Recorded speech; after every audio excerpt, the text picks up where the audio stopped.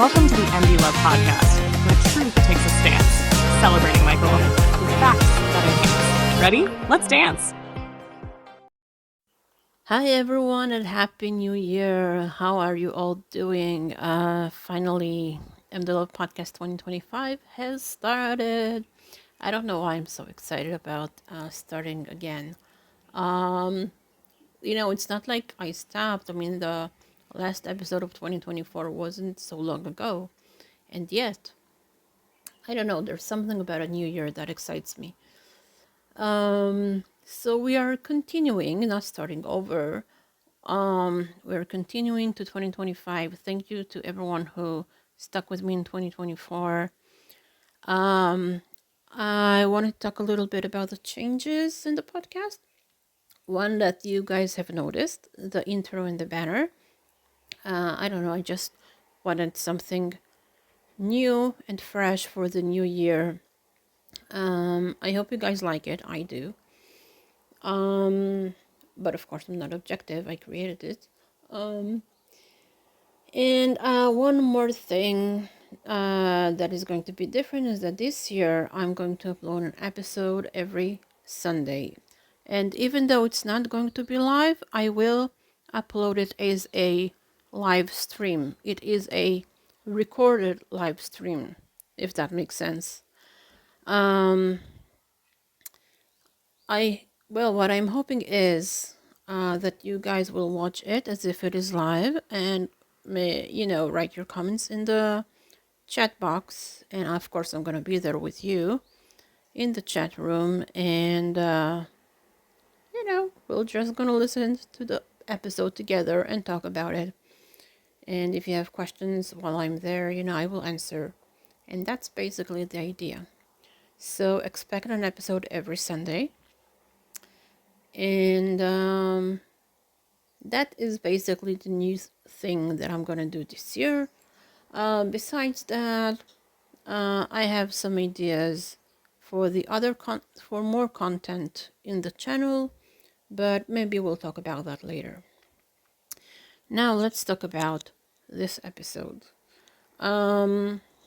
So while searching for inspiration, what to talk about in the very first episode of 2025, I scrolled through Pinterest and I wasn't looking for an inspiration over there.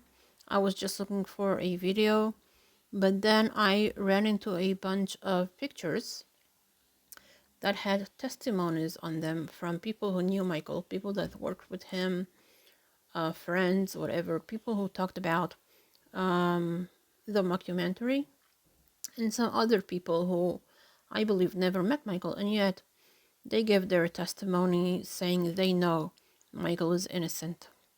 So today's episode is about the people who stood by Michael, defended him, defended his innocence and his legacy.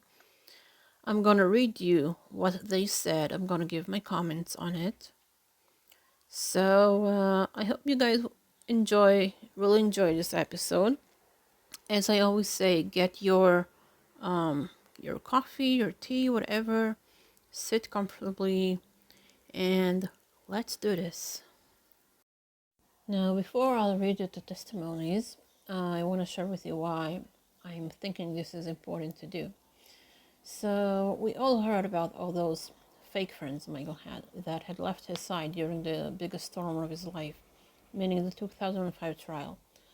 But there were also the other kind of friends, true friends who stood by him. However, today we will focus on those who posted their perspective on social media for the world to see their truth and their loyalty. These are the stories we rarely hear in the media. Or should I say, these are the stories the media are not interested in. Like Michael said, good news doesn't sell. So today we're giving them the spotlight because it's time we hear the truth about Michael from the people who truly know him. So let's start with Carol Amer, MJ's hairstylist. And this is what she had to say. I worked for Michael Jackson for years. I used to be one of his best kept secrets. That's what he called me. My favorite time was when he was in the Middle East. I loved going there. He was so happy to heal from all the bullshit lies. Michael was around my son Nico till he was older. My daughter Sky would sing for him a few times. He would give her great advice. He never did nothing inappropriate to either. My daughter got sick. He paid for her surgery. Every year he threw Nico a birthday party. Why Wade is lying like this is horrible. Michael was proven innocent. Let him rest in peace. Carol's words really stand out, don't they? She paints a picture of Michael as not just a superstar, but as a caring, generous person who was deeply involved in the lives of those close to him. The fact that he paid for her daughter's surgery and threw her son birthday parties every year says a lot about his character. And when you hear things like this, it makes you wonder why people continue to spread lies about him. Michael's innocence was proven, and it's about time the world stops tearing him down.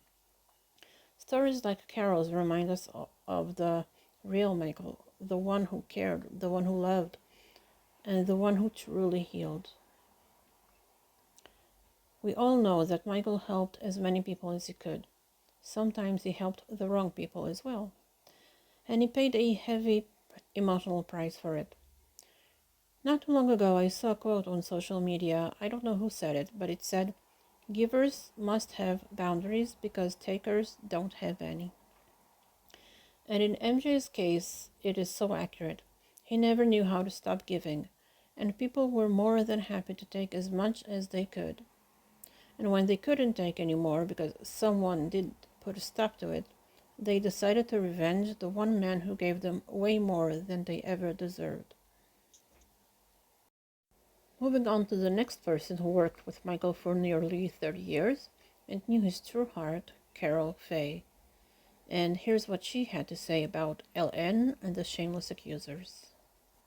I spent 27 years with Michael, in his homes, traveling, in hotels all over the world, all times of the day and night, watched videos.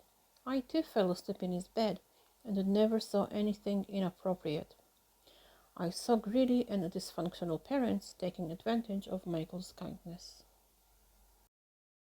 I love how Karen described the parents as dysfunctional. Obviously, when you know about their miserable backgrounds, and I'm talking about all the accusers, you can't really be surprised to see how low they will go. They got to a point where they used their own children as tools to get money and other privileges. They turned them into little scammers, people who are willing to destroy a man's life for greed and personal revenge. It's a sad reality, but it's the truth. Thank God we have people who knew Michael, the real Michael, who were there and saw the truth with their own eyes.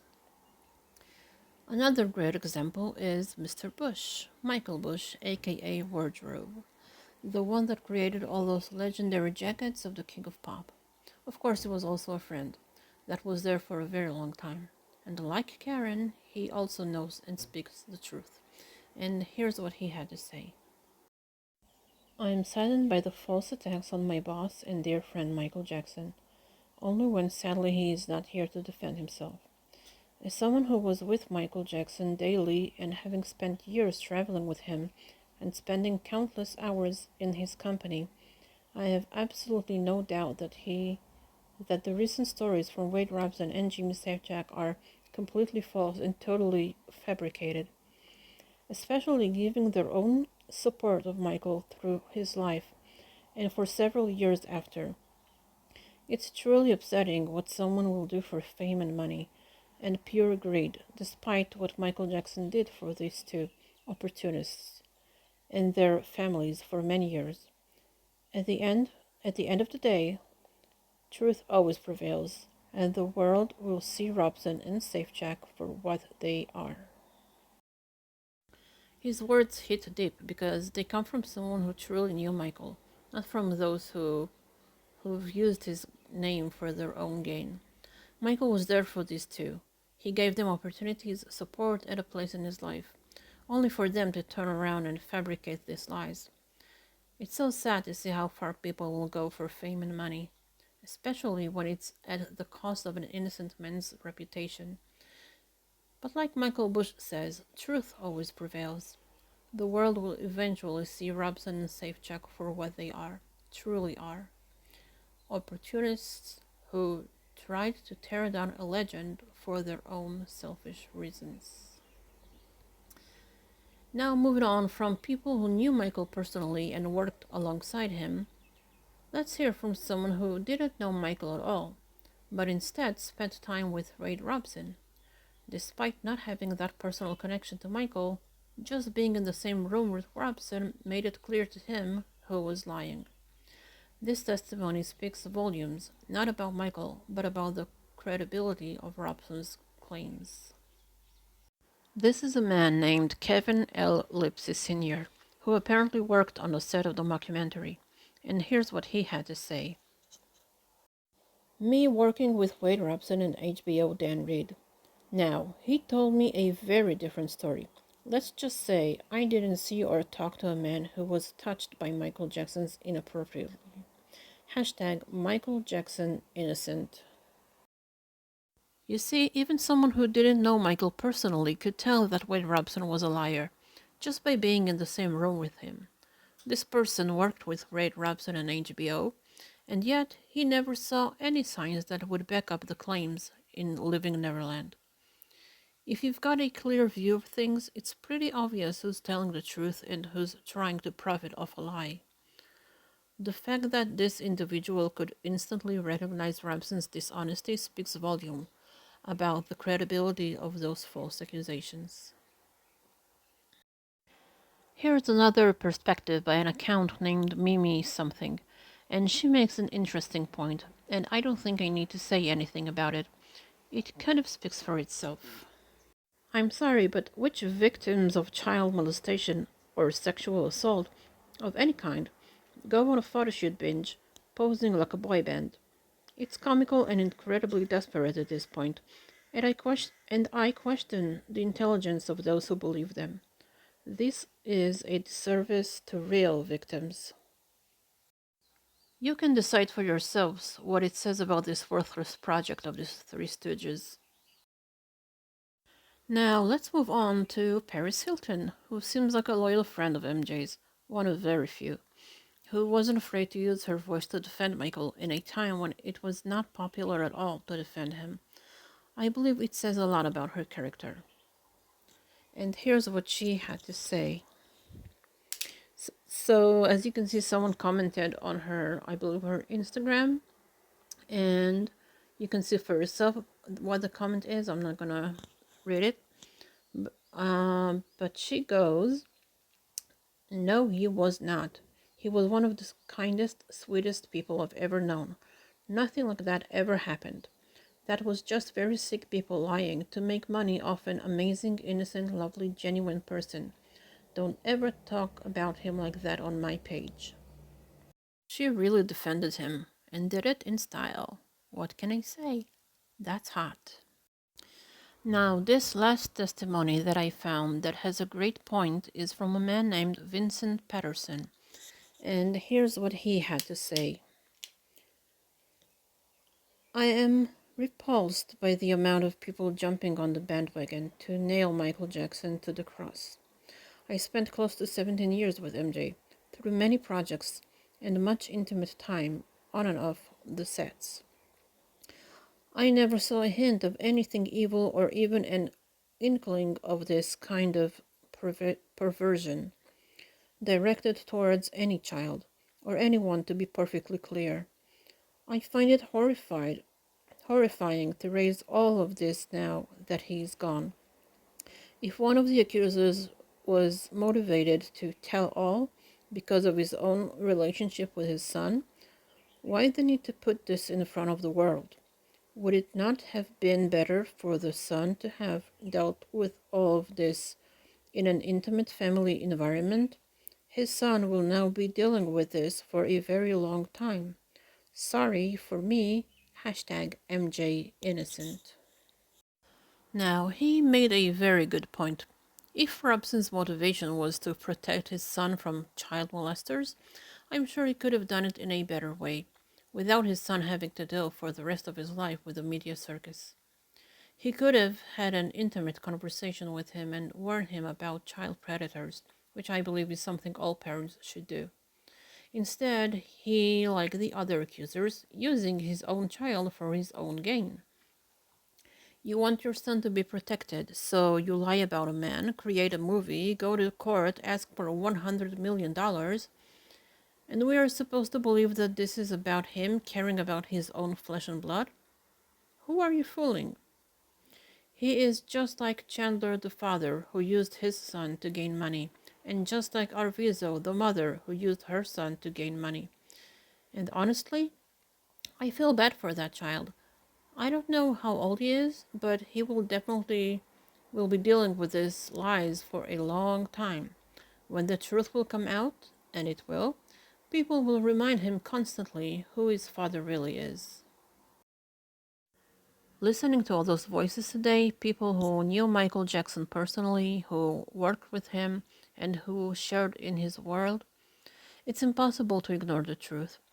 What we hear is a consistent message, one of kindness, generosity, and a man who was nothing like the person some want to paint him as. These aren't just people telling stories. They're the ones who were there, who saw the real Michael. They stood by him when it wasn't easy, and their words are the ones we should trust. It's not about defending an image, it's about remembering the person, the soul, who truly touched the lives of those who knew him. That's the Michael Jackson we need to remember, the one whose heart was as big as his talent. Thank you everyone for being here for the first episode of 2025. You are more than welcome to leave a comment below the video. If you enjoyed this episode, feel free to share it with your friends and help spread the love. Until next time, keep the love alive. Welcome to the mdlove podcast, where truth takes a stance, celebrating Michael with facts that enhance. Ready? Let's dance.